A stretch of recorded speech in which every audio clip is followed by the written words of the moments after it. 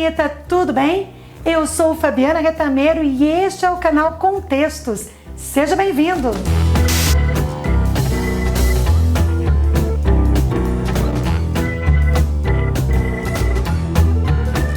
Hoje nós vamos conversar sobre a terceira geração romântica brasileira, ou seja, vamos falar de poesia. E com a mão, massageio as suas costas. Num forte abraço, faremos um passeio de valsa.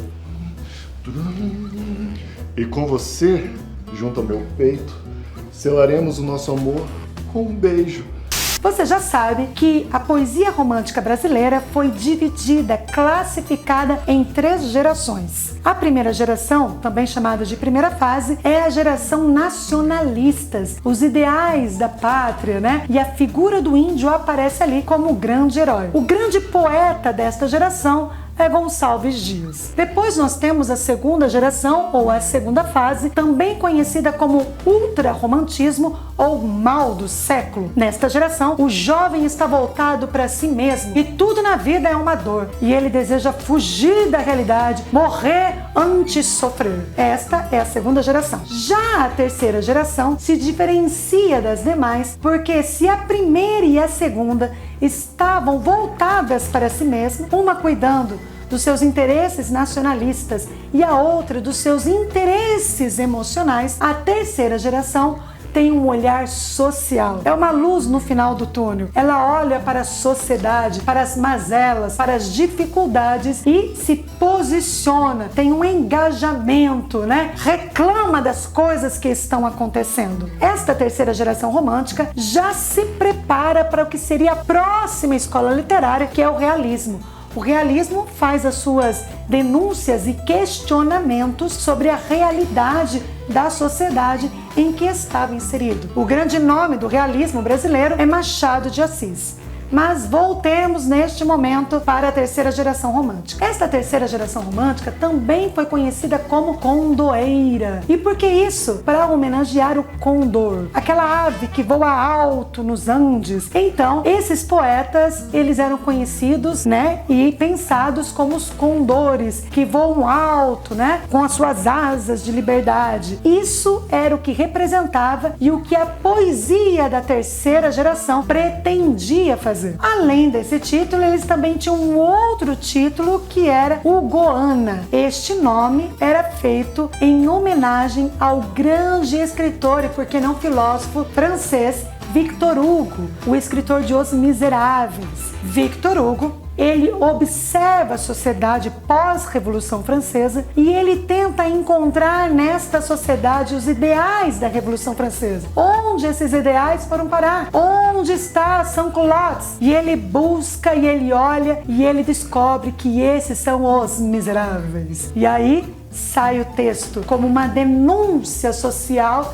que é feita. Isso acontece na Europa. E aqui no Brasil, o que temos? Aqui no Brasil nós temos Castro Alves, isso mesmo, baiano, genial, Castro Alves, que canta as malezas e as tristezas dos escravos, dos negros que estavam vivendo em situações tristes e deploráveis em nosso país. No Brasil, nos anos de 1860, 70 e 80, nós vamos ter um problema conjuntural acontecendo em nosso país, que depois vai reverter na proclamação da República, que é a questão da abolição dos escravos. O Império, ele estava solidificado, sustentado pela mão escrava. E uma vez que a mão escrava era retirada, que a abolição da escravatura acontecesse, o Império ruiria. E é por isso que a questão da abolição em nosso país nunca foi uma questão social, mas sim uma questão política, ou seja, uma necessidade, um jeito para que o país deixasse de ser império e se tornasse numa república. Tanto assim que depois da Lei Áurea, no ano seguinte, nós temos a proclamação da República. A despeito disso, da proclamação da República, da Lei Áurea, né, e da abolição dos escravos, o brilho do poema de Castro Alves Alves, as poesias que denunciavam as tristezas e os horrores que aconteciam com toda uma população permaneciam sendo o discurso inabalável do poeta que cantava os desfavorecidos. Castro Alves foi um poeta genial, mas além de escrever poemas como O Navio Negreiro,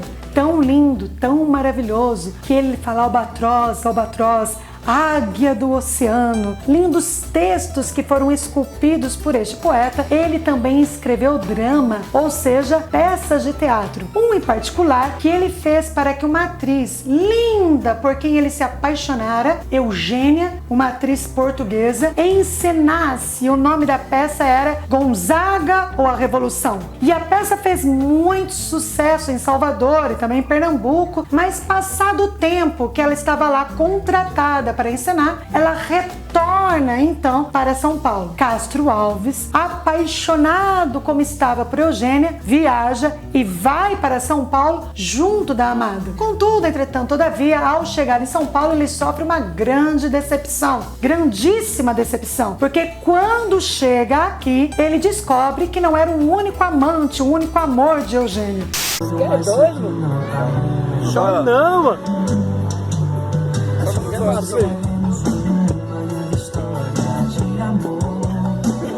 E triste, ele já tinha os pulmões assim mais fracos, porque tinha saído de Salvador já tuberculoso, agora sofrendo uma decepção amorosa, a coisa só piora. Aqui ele faz amizade com Álvares de Azevedo. Lembra o grande poeta da segunda geração, que tinha vida regada à noite com bebida e tudo mais. E na amizade, Castro Alves, desiludido de Eugênia, já com os pulmões fracos, passa a frequentar as noites de São Paulo e tudo isso só piora a condição de saúde do poeta. Em São Paulo, ele resolve ser caçador também. Resolve caçar. Mas como caçador, Castro Alves era um excelente poeta. Um dia entrando na mata, carregando, a tiracolo seu rifle, ele vai sacar a arma para pegar um animal e atira no próprio pé. É acudido, mas lá no final de 1800, as questões da medicina um tanto que precária, o pé gangrena e é preciso amputar. Fraco, tuberculoso, já triste, com desafeto, com desamor,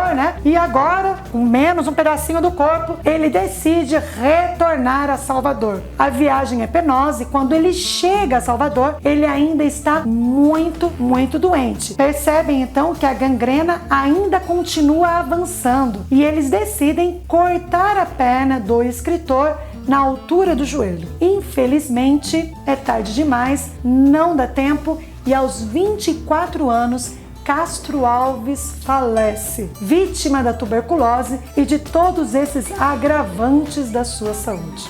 Morreu cedo, morreu jovem, mas deixou um legado. Seus poemas, os seus poemas do Navio Negreiro, parte desses poemas tem a estrutura utilizada por Camões em Os Lusíadas, com os versos decassílabos. Inclusive, este assunto já foi assunto de questões de muitos vestibulares.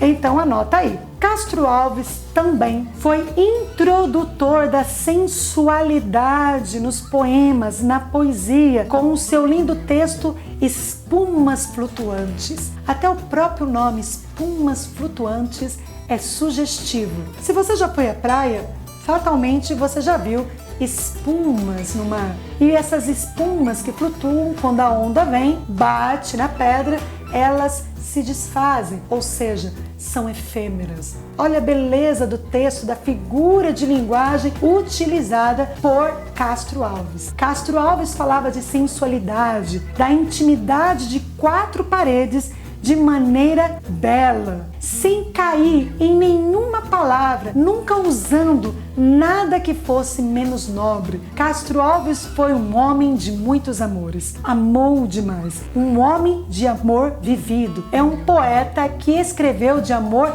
realizado, tomando a voz emprestada de Castro Alves, escrevendo novamente com decassílabos. Nós temos então na modernidade Vinícius de Moraes, que escreve também o mesmo tom sensual. De tudo, meu amor, serei atento, antes e com tal zelo e sempre tanto, que mesmo em face de maior encanto, dele se encante mais meu pensamento. Quero vivê-lo em cada bom momento, em seu louvor e de espalhar meu canto, e rir meu riso e derramar meu pranto, ao teu louvor ou teu contentamento.